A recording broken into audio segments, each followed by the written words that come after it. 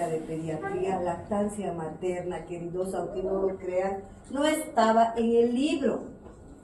Se mencionaba la lactancia materna. Lo que sí estaba, pero en grandes cantidades de hojas, era la lactancia artificial, la preparación de leches, cómo se pasteurizaba, las diluciones, etcétera, etcétera. Y hasta ahí le daban mucha importancia a la lactancia artificial y no a la materna. Era sinónimo de estatus. Les he comentado que hasta la etiología de diferentes enfermedades infecciosas, gastrointestinales, eran de otra clase, se pensaba que eran bacterias, ¿verdad? Entonces, la salud iba de mal en peor, la mortalidad infantil en el mundo era muy alta. Entonces se hizo, pero particularmente en las zonas pobres, en el África, en el Asia y los bolsones de pobreza de Latinoamérica. Entonces se hizo una reunión, la OMS organiza esto, una reunión bien grande en Alma-Ata, que Alma-Ata se encuentra en una zona en la India próxima al África. Y ahí se ponen énfasis, esto me imagino que han llevado en medicina social, ¿verdad? Porque siempre se lleva eso en medicina social. Entonces hubo una reunión de Alma-Ata y el 83 creo, no estoy muy segura, o un poco más tarde, y donde se pone énfasis a la prevención en salud. Por primera vez se le da la verdadera importancia que tiene la prevención en salud. Entonces, ahí se habla mucho, al enfocar estos temas, se habla de la prevención, en primer lugar, de las vacunas. Las vacunas eran privativas de la gente que tenía dinero. No habían vacunas, se habla de la lactancia materna como un fenómeno importante para prevenir la desnutrición. Y a partir de ahí se hace tanto hincapié de la lactancia materna que en la actualidad, hace unas 3 décadas más o menos, se saca a la lactancia artificial de la literatura de los libros de pediatría. Ya no hay ese capítulo, porque ese capítulo es nefasto, definitivamente, y se le da toda la importancia que de verdad merece la lactancia materna, porque ya han debido llevar, y es impresionante lo que es la lactancia materna, chicos. Es impresionante, tiene estructuras vivas ahí, hay macrófagos, hay de todo, ¿no es cierto? Es increíble. Entonces se habla de la lactancia materna como una forma de prevención y diferentes situaciones, ¿ya? Entonces, a partir de esta reunión de Alma-Ata, que era sobre prevención primaria en salud, se hace hincapié, la OMS invierte, pero cualquier cantidad de plata, fundamentalmente en los países pobres, para hacer una vacunación casa por casa, paga brigadas, pone los insumos, las vacunas, y por primera vez en la historia se hace entonces la vacunación casa por casa. ¿Cuál era esa vacuna que en general, digamos, va a proteger contra estas enfermedades tan graves que son como el tétanos, la tosferina, todo esto? Es la triple, aparece la triple bacteriana que era difteria, coqueluche y tétanos. Y entonces a partir de ahí disminuye muchísimo la incidencia del tétanos, mucho, ¿ya? Entonces, de todas formas, aún vean ustedes, en zonas pobres podemos nosotros encontrar el tétanos neonatal. En zonas donde no ha llegado en forma adecuada la inmunización, entonces, pero sin embargo es extremadamente raro. Entonces, con ese preámbulo nosotros sabemos que esta enfermedad es infecciosa porque reconoce como etiología a una bacteria muy terrible que es el Clostridium tetani. Sin embargo, no es contagiosa. Esta enfermedad ahí está nomás, ¿ya? Vive en el suelo y en las heces de animales y de seres humanos. ¿Qué animales fundamentalmente son los que poseen estas esporas del tétanos? Son los animales de labranza. Es decir, que donde hay mayor cantidad es en las tierras cultivables de la gente, donde viven campesinos, donde todo campesino tiene un corral, ¿verdad? Donde están sus ovejas, cabras, burros, caballos, todos estos animales domésticos y algunos de labranza, ahí las vacas, bueyes, etcétera, ¿no es cierto? Todos estos animales eliminan en ingentes cantidades la espora del tétano. Y lo mismo podemos encontrar en las heces del ser humano, pero en menor proporción del cielo a la tierra, pero sí en estos animales mucha cantidad, ¿ya? La sintomatología se debe fundamentalmente a que esta bacteria en un determinado momento, cuando se vuelve vegetativa, cuando se vuelve, entra en un estado larvario de esta que es, si quieren, la espora es una especie de huevo recubierta bien fuerte, ¿verdad?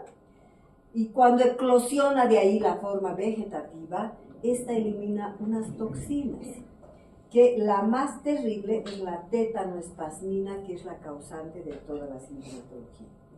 ¿Y qué es lo característico de esta enfermedad del tétanos? Del tétanos en general, del adulto, de neonatos, todo, es la rigidez del músculo estriado. Ataca al músculo estriado, es decir, al músculo rojo, no al blanco, no al de las vísceras, ¿ya? Y esta contractura muscular se intensifica con diversos estímulos. Por ejemplo, uno de los estímulos es la luz fuerte, intensa. Cuanto más intensa, es mayor estímulo. Lo mismo los ruidos, el contacto con el paciente, hace que pueda exacerbar esta sintomatología de espasmos, de contractura muscular, ¿ya? Incluso llegando a producir convulsiones de tipo clónicas, que eso se presenta fundamentalmente cuando el cuadro es muy grave. Me voy a sentar que sigue siendo, como ya les dije, un grave problema de salud pública en países en vías de desarrollo y en estos pobres, porque esto no lo vamos a encontrar, por ejemplo, en países desarrollados muy difícilmente. Y además estos tienen un sistema de vacunación, ellos lo tenían antes que nosotros de forma rutinaria. Por ejemplo, en Inglaterra, en Holanda, todos esos lugares sí tenían un buen sistema de vacunación. La incidencia de este cuadro será inversamente proporcional al nivel de desarrollo económico. ¿Qué quiere decir? Más pobres, más probabilidad de contraer tétanos. Gente con un buen nivel cultural, con un buen nivel de vida, su probabilidad es bajísima, ¿verdad? Por eso es inversamente proporcional a este desarrollo económico y social. Perdón. ¿Quién es?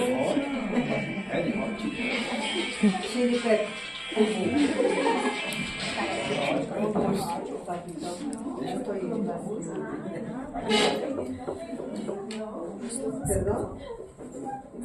No, está ahí.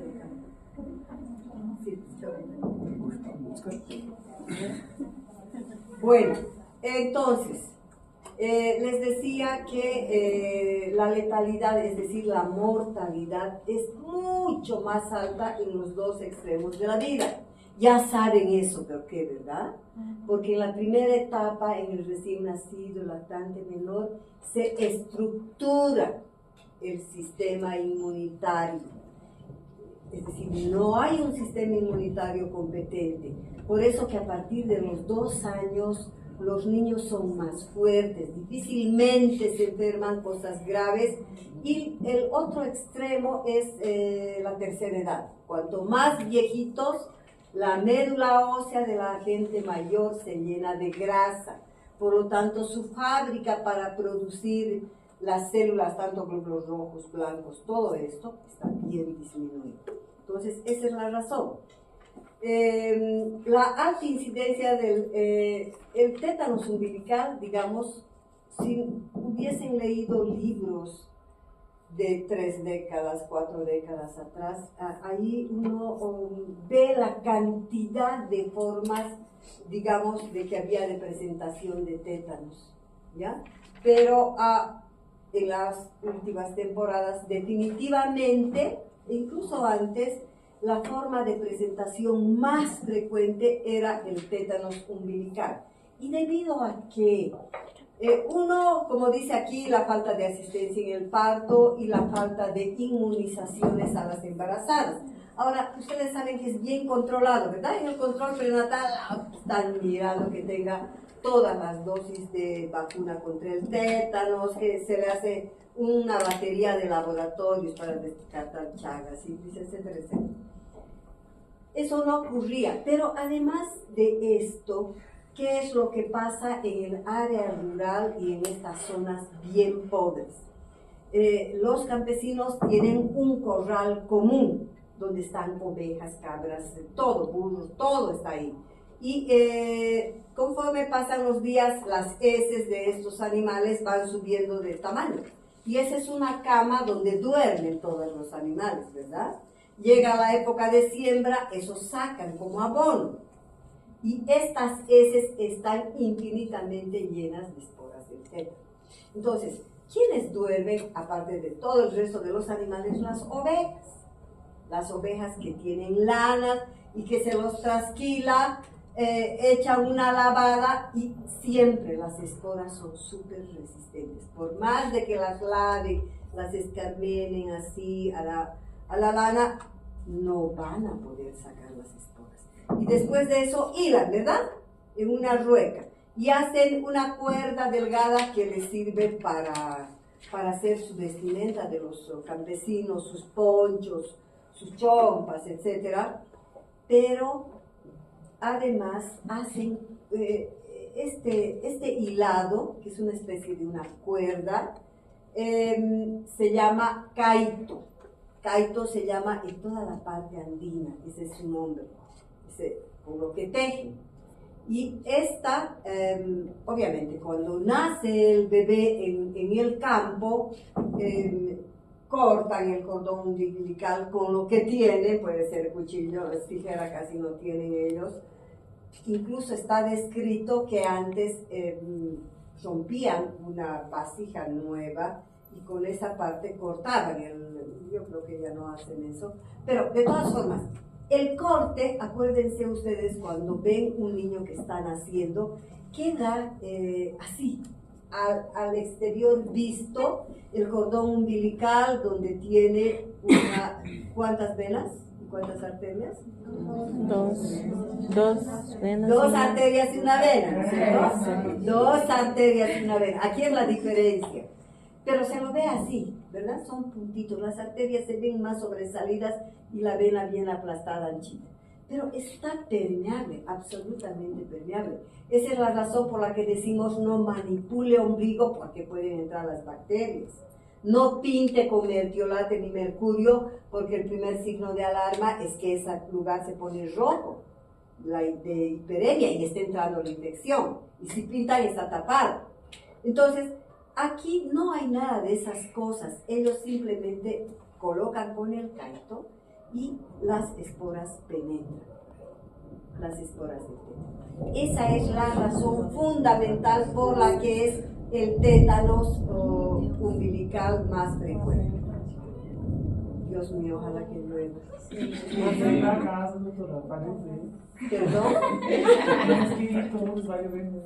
Que llueva, querido, se está incendiando, pues. Se está incendiando Bolivia. Que haya tormenta. Que llegue aquí al agua. Amén. Bueno, ¿cuál es la etiología del tétanos? Es el Clostridium tetani, ya hemos dicho. Es un bacilo gram positivo. Por eso la droga de elección, por ser gram positivo, ¿qué será? ¿Qué? Es un bacilo gram positivo. ¿Cuál será la droga de elección? penicilina sódica, ¿verdad? Pero es un anaerobio estricto. ¿Qué quiere decir? Que para vivir este bacilo no necesita oxígeno. Su enemigo es el oxígeno. Él es anaerobio. Por lo tanto, vive en heridas putrefactas, en esas heridas purulentas, necróticas, horribles, ahí vive, donde no hay oxígeno. ¿Ya? Entonces desarrolla esporas, por lo tanto en condiciones de anaerobiosis, y estas esporas son muy resistentes. Hay gérmenes que basta la exposición a la luz solar, a un poco de calor, mueren, pero esta no. Esta vive con luz solar, con desecación, con que le pongas antisépticos, etc. Y por eso que se dice que pueden vivir en forma latente durante muchos años en el suelo. Años, muchos. Ahí está, súper resistente. Viene el agua, viene todo y sigue vivo la espora. Entonces, ¿hasta qué esa espora, digamos, el paciente puede, en este caso del tétanos umbilical, es la entrada por esto que les he dicho, ¿verdad? Pero en los adultos, ¿qué es lo que pasa? A veces pisan espinas, clavos, se han hecho una herida, por ser pobres no van a hacerse curar, se infecta, horrible, ¿verdad? Ahí, en esta zona, se desarrolla ahí y estas esporas eclosionan y dan lugar, fíjense, dice, en tejidos lesionados necróticos, anaerobiosis, hay una rápida conversión. Apenas en un periodo de 6 horas, estas esporas se abren, eclosionan y salen las formas vegetativas. Y estas formas vegetativas son las productoras de 2 exotoxinas, la tetanolicina y la tetanoespasmina. Pero la más importante es la tetanoespasmina, ¿ya? El periodo de incubación va de 3 a 21 días. Fíjense qué grande, de bien cortito hasta 3 semanas. Este periodo de incubación es transcurre desde la conversión de la espora hasta la llegada al sistema nervioso central. Ese tiempo que transcurre, esporas y que agarra cualquier vía, esta forma vegetativa, y llega al sistema nervioso central, ese es el periodo de incubación. Tiene valor pronóstico el periodo de incubación, obviamente será más grande cuanto más corto, ¿verdad? El periodo de incubación, y será mucho más grave el cuadro. ¿Y cómo es el cuadro clínico del tétanos? Los bacilos de la herida producen 2 exotoxinas, ya les he dicho, que salen al exterior. Una es la tetanolicina, que es una sustancia hemolítica que no revierte en importancia clínica ni patológica. No es muy grave esta exotoxina, pero la tetanoespasmina es la responsable de toda la sintomatología tan grave que tiene el tétanos. ¿Ya? Esta tetanoespasmina llega al sistema nervioso central por todas las vías habidas y por haber. Agarra la vía hemática, por la sangre, agarra por el sistema linfático, pero lo más frecuente es que agarre la vía neural. ¿Ya? Entonces llega hacia el sistema nervioso central y va a producir se desencadena totalmente la enfermedad. Y aquí vamos a ver las formas clínicas. Estas formas clínicas se agrupan según la gravedad, según la extensión y el origen. Y tenemos, en primer lugar, un tétanos local. Esta es una forma rara, bien rara, chicos, y puede acontecer, por ejemplo, en gente que ha recibido 1 o 2 dosis de la vacuna contra el tétanos y no ha recibido más. Por lo tanto, su nivel baja, ¿verdad? Con 1 no tiene importancia. Con 2 alquitos sube la respuesta secundaria, pero pasan los años y ese nivel de anticuerpos baja. Y puede dar lugar a que no se disemine y se localice donde está la herida. Pero es raro. El tétano cefálico es otra forma también rara, tiene un periodo de incubación rapidísimo de 1 a 2 días y como es cefálico, compromete los núcleos de la base. Y ahí ustedes saben que están el motor ocular común, todos estos, ¿verdad? El sexto, el séptimo par, todos estos. Por lo tanto, me va a dar parálisis facial, ocular, motor, disfagia, etc. El 3 está clasificado como el tétanos generalizado. El tétanos generalizado en realidad es la forma más frecuente. Yo he visto en mi vida de estudiante, chicos, varios casos de tétanos neonatal, he visto casos de tétanos en el adulto, todo. Absolutamente todos los casos que hicieran cualquier cantidad era esa época donde era casi de erradicación, digamos, probablemente los últimos. Y lo más común que se vea definitivamente, todo lo que vi era tétanos generalizado. Es la forma más severa y más grave y más mortal, esta es la terrible. Y finalmente mencionan al tétanos neonatal, simplemente para hacer una alusión de que el tétanos neonatal se presenta en la etapa neonatal, ¿ya?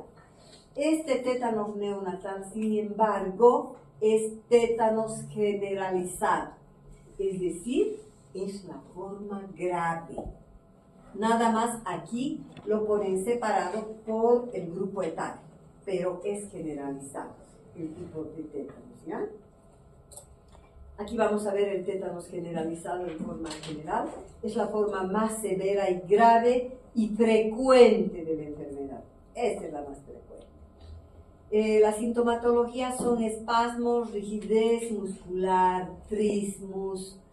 ¿Se acuerdan del trismus, de la risa sardónica, verdad? Que hay una contractura aquí terrible y parecería que el paciente está riendo todo el tiempo. Todo lo que saben del tétanos, porque no es tema nuevo para ustedes, ¿verdad? Se han llevado en infectología. Puede haber convulsiones que se desencadenan por estímulos diferentes, como hemos visto. Luz intensa, ruidos agudos, tacto, manipuleo del paciente, cambiarlo de posición, etc. Colocar sonda, darle el alimento, todo esto le desencadena estas convulsiones.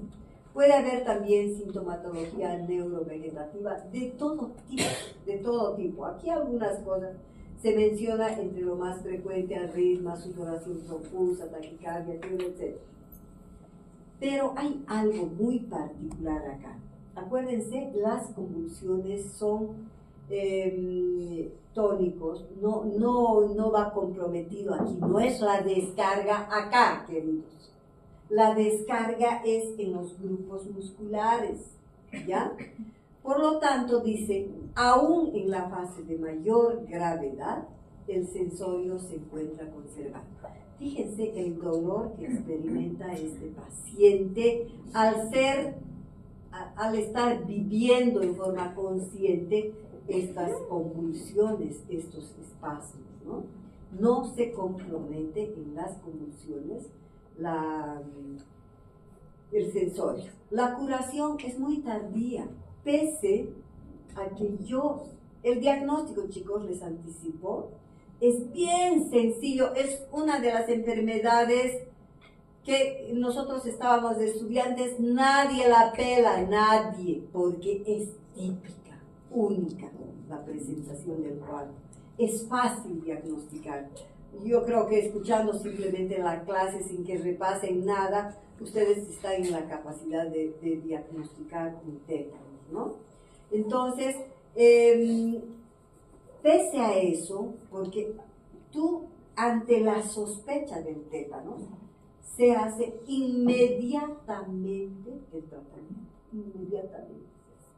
Porque la toxina que libera la forma vegetativa, que está circulando por la sangre, una vez que ha impregnado a las células del sistema nervioso central, no hay con qué remover eso, no hay con qué sacar. Eso ya es daño irreversible. No hay. Puedes poner turriles de antitoxina y no pasa nada.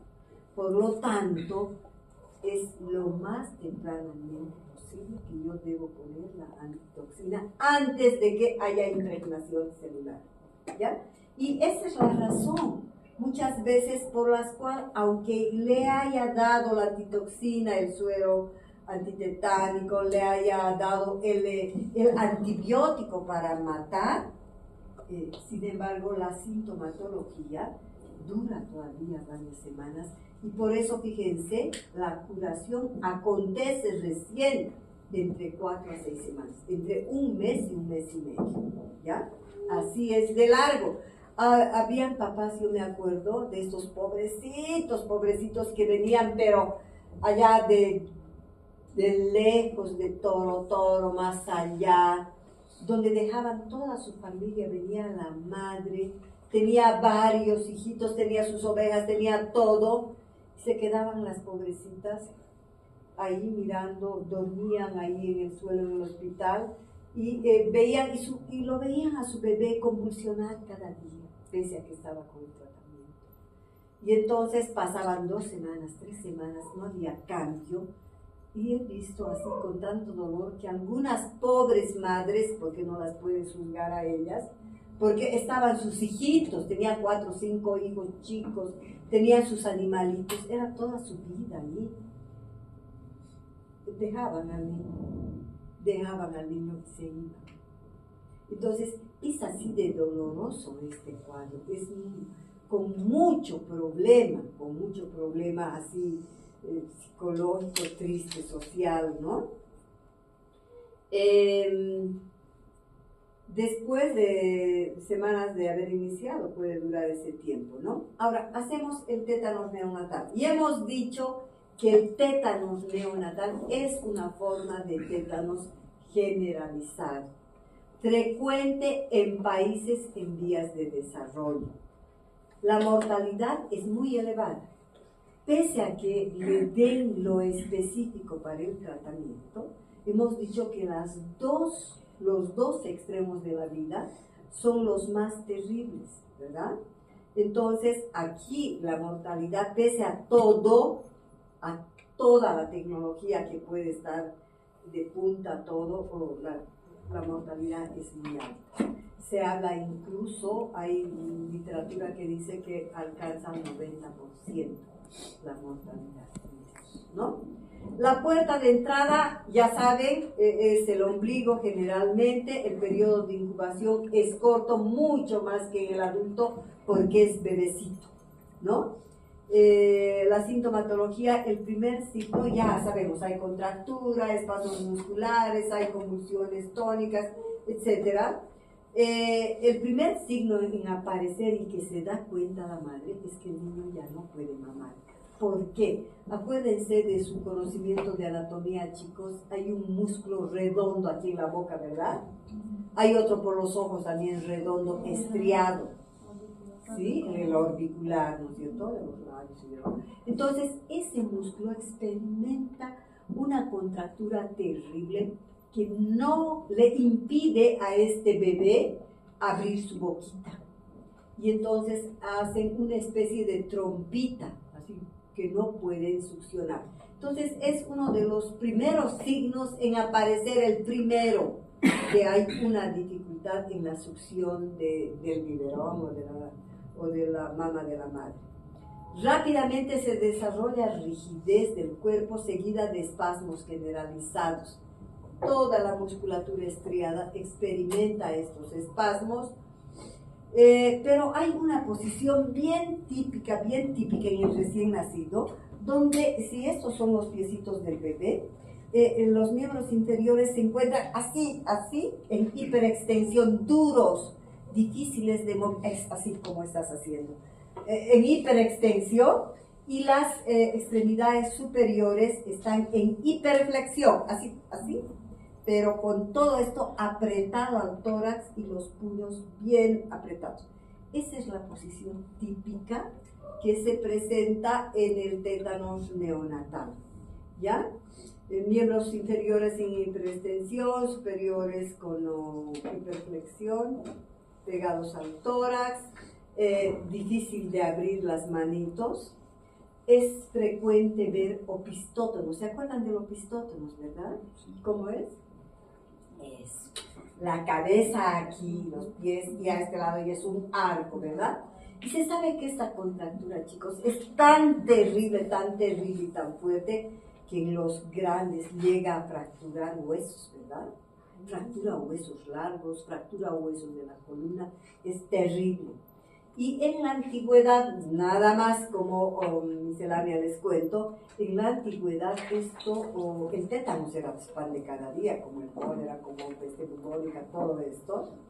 Entonces, y en esa época, acuérdense que las enfermedades no se sabían que eran por gérmenes, ni conocían, ni sabían de la existencia.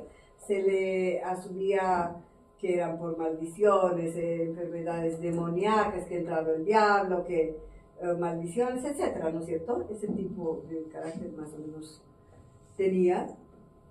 Y en la Edad Media, cuando lo veían a una mujer o a un hombre, fíjense, en opistótonos, convulsionando y con la risa sardónica, así. Entonces, para ellos, para todos ellos, era que habían sido poseídos por el diablo. Y a esta pobre gente, obviamente los quemaban, ¿no? O sea, los ponían a hogueras y los quemaban. Toda en la antigüedad, en la Edad Media ha ocurrido esto. Y hay artículos sobre esto, ¿dónde debió leer esto, no? Se los consideraba así, era simplemente que estaba haciendo opistótonos con la risa sardónica, todo eso. Los ojos los tienen cerrados, así cerrados por esta contractura de este músculo. Aquí la frente es fruncida, así plegada totalmente. Hay blefaroespasmo, labios contraídos y protruidos. Y muchas veces, cuando la contractura muscular es muy fuerte a nivel de los músculos intercostales, producía apneas que eran causa de muerte también en estos niños, ¿no?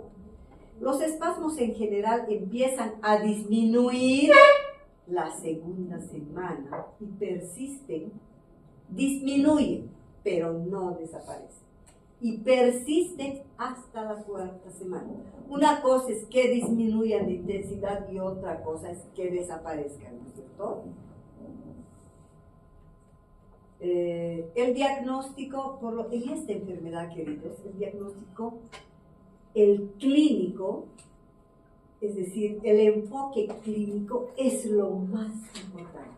No es difícil, es muy sencillo, absolutamente todos tienen la capacidad de diagnosticar casi con certeza al tétanos neonatal.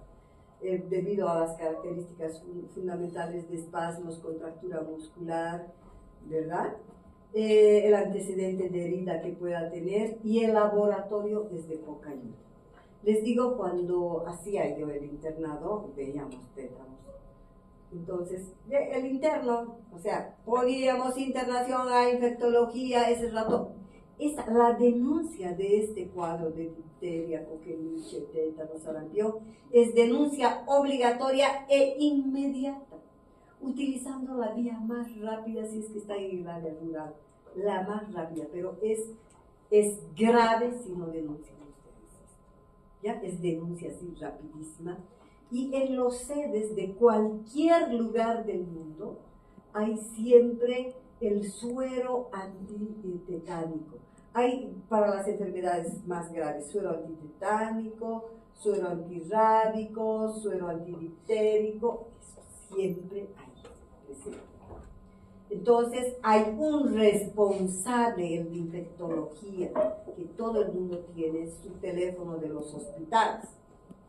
Digamos, antes era el doctor Efraín Vallejos, ahora no sé quién estará responsable con lo más, pero este doctor era tan eficiente que tú llamabas y en el acto, o sea, 1 de la mañana estabas de guardia y recibías esto, ese doctor en el acto aparecía y se iban al sede, sacaban el stock para esto e inmediatamente se daba.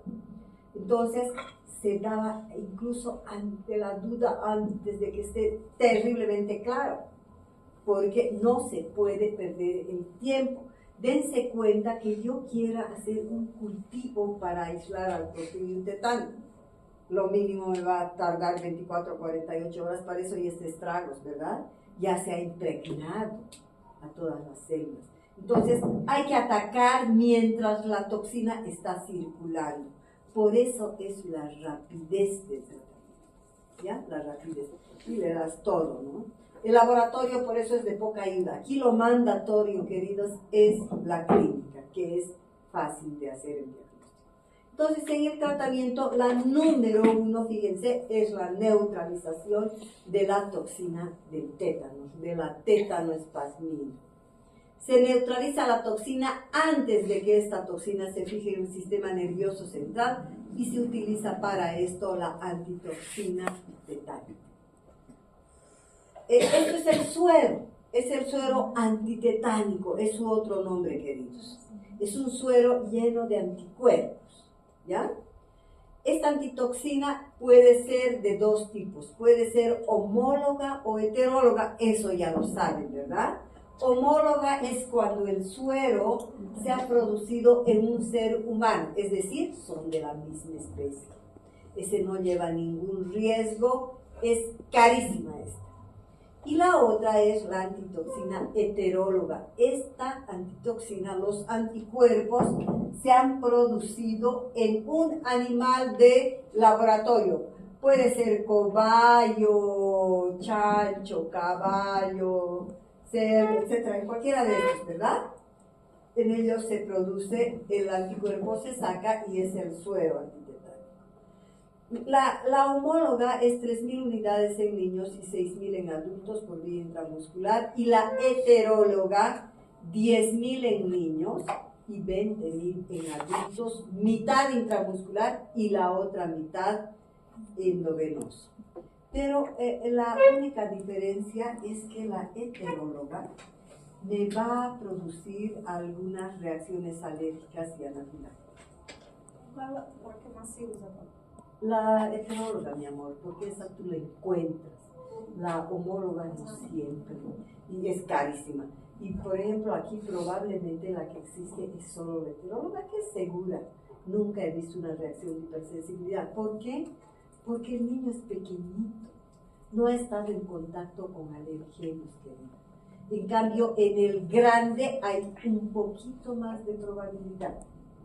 Y si hubiera esto, hay que desensibilizar, pero tiene que ingresar, ¿ya? Pero aquí esta es la que hay, en todas partes, no solo aquí. Pero si tú, digamos, tienes a tu disposición, tienes una retorta de plata, estás en una ciudad grande, tal vez consigues la homóloga, que grandes beneficios no da mucho, sino es un poco darte más de seguridad nada más, ¿ya? Seguimos con el tratamiento. Chicos, el tratamiento es casi simultáneo. Si bien aquí se pone en primer lugar, así está en el libro, tal cual está aquí. En el libro este es el orden, ¿no? Primero es antagonizar la toxina, 2, la limpieza quirúrgica, pero las cosas se hacen en un proceso simultáneo, casi a la vez. Entonces, es un caso grave, ayuda 2 médicos, 3 médicos, está la licenciada, unos canalizan, otros están poniendo eso, otro está preparando ya el antibiótico, otro haciendo la limpieza, ¿verdad? Es así, no es que primero esto termino, recién pasa limpieza, no. ¿Ya? Son cosas simultáneas, ¿no es cierto? Como cuando atendemos un recién nacido o atendemos un caso grave. La limpieza quirúrgica debe ser exhaustiva, hay que sacar absolutamente todo el tejido muerto necrótico, porque si no sacamos, esa espora va a seguir eclosionando y va a seguir liberando toxina. Por lo tanto, la limpieza debe ser así, exhaustiva, muchas veces bajo anestesia general si es muy grande, y se debe utilizar agua oxigenada, porque no le gusta el oxígeno a la bacteria, ¿no? Al bacilo. Los cuidados intensivos implican que debe estar en un lugar con personal entrenado. En general es la sala de infectología, está reservada. Se coloca una sonda nasogástrica para la alimentación, porque yo no puedo darle cada 3 horas la mamadera. Se da por gabaje. ¿Saben lo que es gabaje? Digamos, está la sonda nasogástrica así abierta. Conocen las jeringas antiguas de vidrio, ¿verdad? Hay unas jeringas de vidrio que son pesadas, que antiguamente no habían desechables, solo habían estas. Entonces se carga la leche ahí y no se aprieta, sino por el peso del émbolo baja poquito a poco y sale a un goteo suave. Eso se llama gabaje. Y entonces la leche entra de a poco, sin producir ningún estímulo, ¿ya? Sin producir ningún estímulo. Se hace el requerimiento de líquidos, requerimiento calórico, todo eso. El ambiente debe ser tranquilo.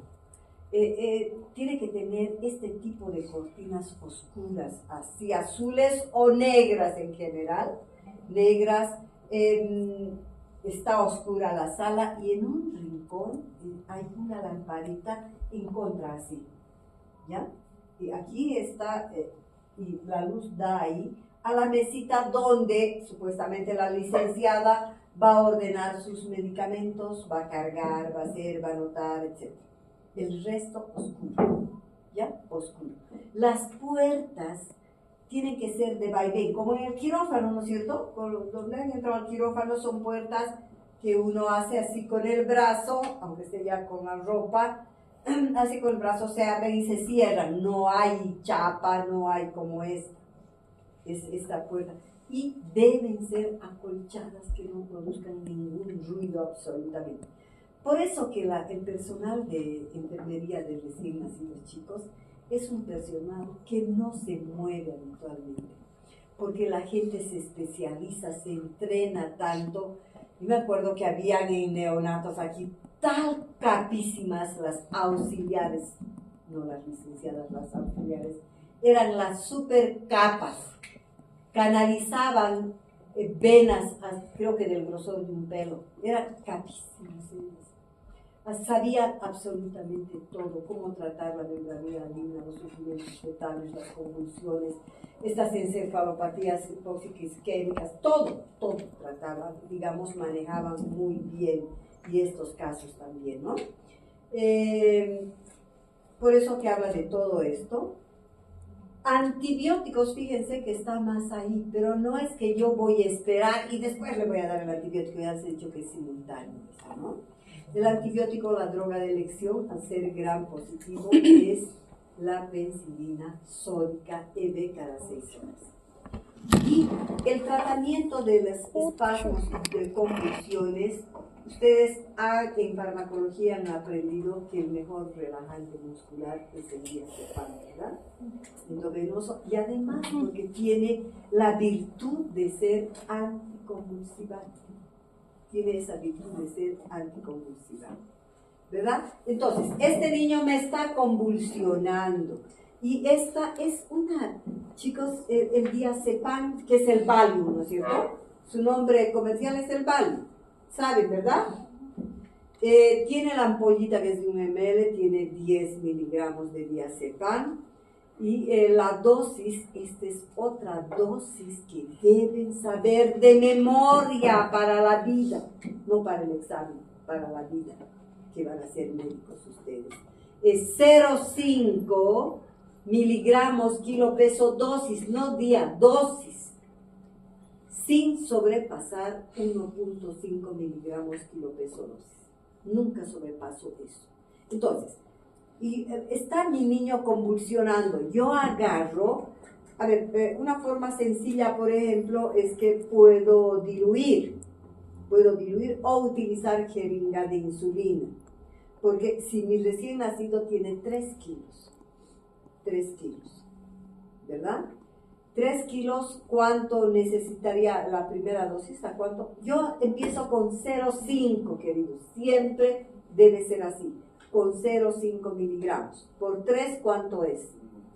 1.5, ¿verdad? Miligramos. Entonces, de estos 10 miligramos en jeringa de insulina yo puedo sacar 1.5 miligramos. Algunas veces se diluye en 5 o en 10 ml, ¿no? Si la ampolla, nada más que les estoy enseñando los trucos que uno aprende en el internado, si la ampolla tiene 1 ml, yo puedo diluir en 9 ml, ¿verdad? 9 más 1 se ha vuelto 10 ml. Por lo tanto, 1 ml, ¿cuántos miligramos tendrá? 1 miligramo, ¿no ves? Los 10 ml llegan a tener los 10 miligramos, porque he diluido simplemente en agua destilada. ¿Está claro, chicos? Voy a repetir. Miren, entonces, la ampolla habitualmente viene, es así chiquitita, de 1 ml, ¿ya? 1 ml la ampolla del diazepam.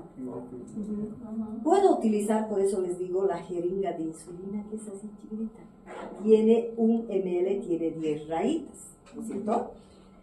Ahora, la otra forma es que yo agarro ese ml, diluyo en 9 de agua destilada. 1 ml más 9, ¿cuántos ml son? 10. Y esos 10 ml, ¿cuántos miligramos de diazepam tienen? ¿Perdón? Los 10, pues, ¿no? 1 ml, ¿cuántos va a tener? 1 miligramo. 1 miligramo, ¿verdad? Entonces, si yo necesito 1.5, es bien fácil que yo diga aplicar 1.5 ml. ¿Sí? ¿Y cómo se aplica? Yo agarro, digamos, está aquí el caucho, y se pone dentro. Cuando aplicamos el diazepam, queridos, siempre se mira la expresión del paciente, porque ese paciente está convulsionando, ¿verdad? Puede ser convulsión febril, puede ser una epilepsia, puede ser por un tumor, lo que sea. Pero está convulsionando en la emergencia. Esta es una de las drogas de emergencia, el diazepam, que no puede faltar tu botiquín que tienes de emergencia. Entonces, yo coloco así, lentito. Deja de convulsionar el paciente que está contraído. Han visto, ¿no? Se pone así flácido. Relaja, totalmente se pone relajado. Ahí corto. No importa si he colocado solo mitad. No importa, corto. Pero muchas veces yo coloco así lento, mirando, y el paciente sigue convulsionando. Termino. Ese es mi 1.5. Terminado. Y sigue convulsionando. Vuelvo a preparar otro a 0.5. Con eso ya es 1 miligramo, ¿verdad? Esa es la segunda, ya es 1 miligramo. Esa vuelvo a colocar así lentamente, y la mayoría de las veces la experiencia nos muestra que la mayoría responden al inicio de esta segunda dosis o a mitad, pero casi nunca he visto que necesite una tercera. Pasa, cesa la convulsión. Y es clarito, el paciente está convulsionando y llega un momento acá, se pone así plácido. Ahí para, ¿ya? Entonces, tenemos la opción de utilizar incluso hasta 1.5 miligramos kilopeso dosis. Por eso dice no sobrepasar. Y esto se debe utilizar si el paciente está con convulsiones muy seguidas, cada 6 horas. A veces, pero no cede, sigue el paciente convulsionando. Eso ya está, este paciente debe estar en la terapia intensiva, manejado por los intensivistas y a veces por el anestesiólogo, porque lo van a anestesiar. Le ponen hasta pentotal o otros medicamentos, ¿ya? Eso es extremadamente raro, pero no es imposible, uno tiene que estar preparado para eso. Pero fíjense, ¿qué utilizan cuando la convulsión es muy grave y no revierte fácilmente? El fenobarbital. Pero ¿Qué tipo de medicamento es el fenobarbital? Es un barbitúrico, ¿verdad?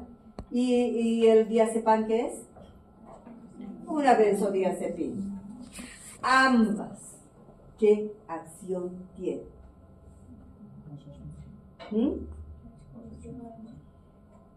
Son depresores cardiorrespiratorios, son depresores centrales, ¿verdad? Por eso que me van a hacer lo que estás diciendo tú. Se sirve como anticonvulsivante. Son depresores cardiorrespiratorios, así como es el alcohol, así es como es muchas sustancias de esas, ¿verdad? Son depresores cardiorrespiratorios. Entonces, si yo asocio, de por sí el diazepam ya tiene ese efecto depresor cardiorrespiratorio. Si asocio fenobarbital, ¿no, chicos? En un tranco, este niño puede hacer una parada cardiorrespiratoria. Ese es el miedo. Por lo tanto, ese niño que no cede adecuadamente tiene que estar ya en la terapia y manejado con mucho cuidado. Y a veces lo intuban o algo de esto, ¿no? Dime. Eu visto em prática com a doutora de pediatria que se usa fenobarbital para icterícia también. Sí, pero eso no es por su efecto depresor, sino porque facilita el metabolismo de la bilirrubina. Sí, pero eso es tan raro, manita. Esto se utilizaba antes más seguido eso. Ahora lo que se hace en la ictericia más bien es que tú te metes a la fototerapia y ahí vas a degradar eso, pero está descrito el fenobarbital, sí, ¿ya? ¿Tienen alguna pregunta, queridos?